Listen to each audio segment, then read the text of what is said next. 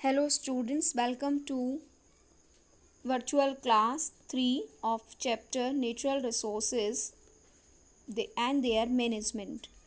So, here in this chapter we have studied about the natural resources, wildlife and forest, and then the stakeholders of forest. Four types of stakeholders we had studied, and conservation programs, silviculture, case of khejri tree, this is khejri tree, as well as Chipko Andolan. Then after Chipko Andolan there comes one very important discussion, the participation of local people in management of forest. So here we have to remember this example, what happens in West Bengal Forest Department.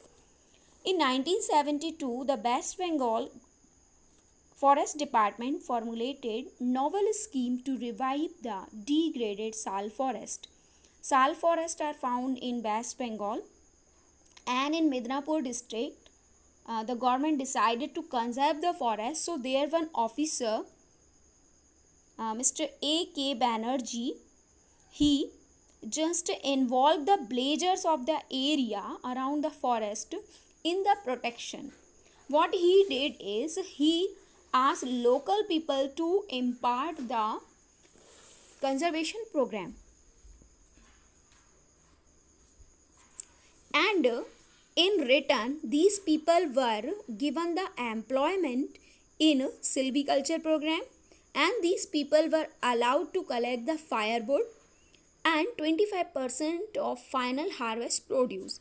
So when these people were involved in the conservation program, the process was very helpful, and it was found that these badly degraded sal forest got thickened.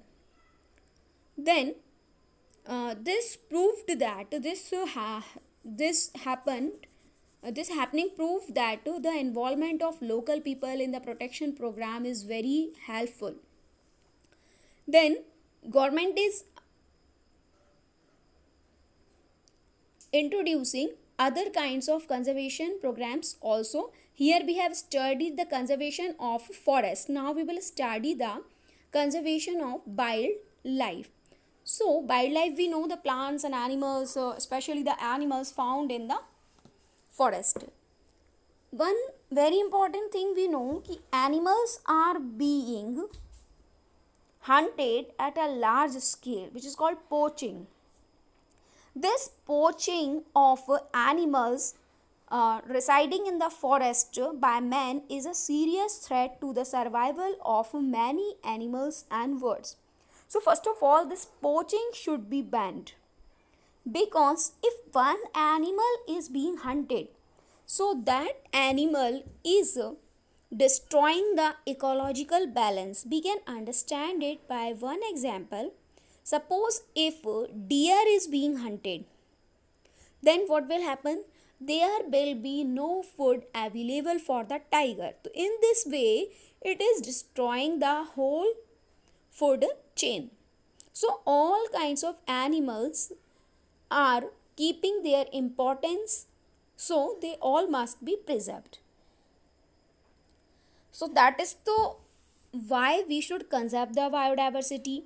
Now again comes one important question, how we can conserve the biodiversity. Here some ways are given.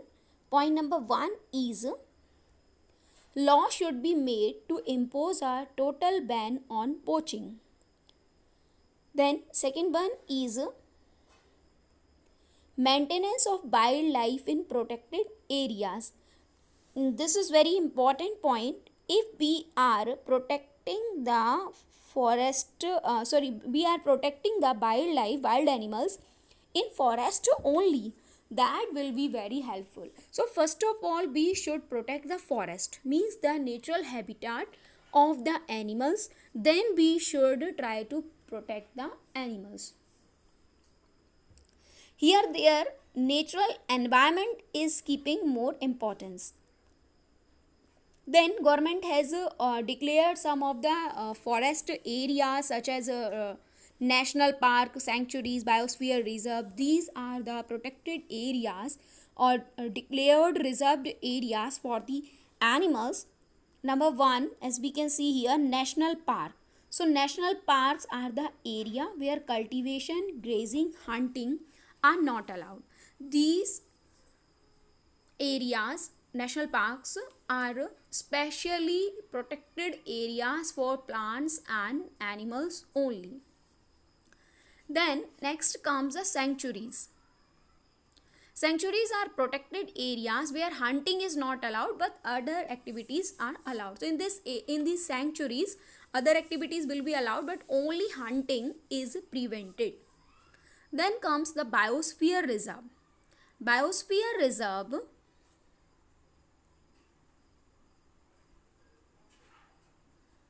as we can see here, biosphere reserves are a protected area meant for conservation of wildlife or traditional lifestyle of tribals.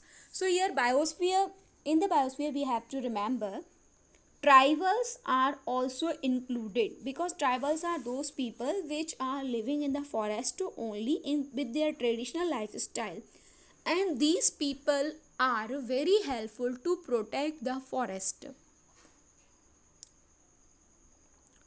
Government has also formulated some special laws for protecting the forest. As first one is, we can see IBWL, Indian Board of Wildlife. It was formulated in 1952. Then second one is Wildlife Protection Act 1972. This Wildlife Protection Act came in 1972 and it introduces the Project Tiger. That Project Tiger was specially launched for the protection of tiger, and that has saved the tiger also. And nowadays the number of tigers has been increased all over the India.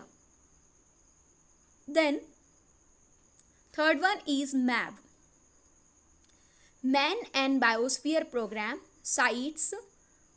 Fourth one, conservation of international trade in endangered species. So here if endangered species are being traded, so they are being this law is trying to this law is really very helpful to protect these endangered species. This is an international law and many other countries are included in this.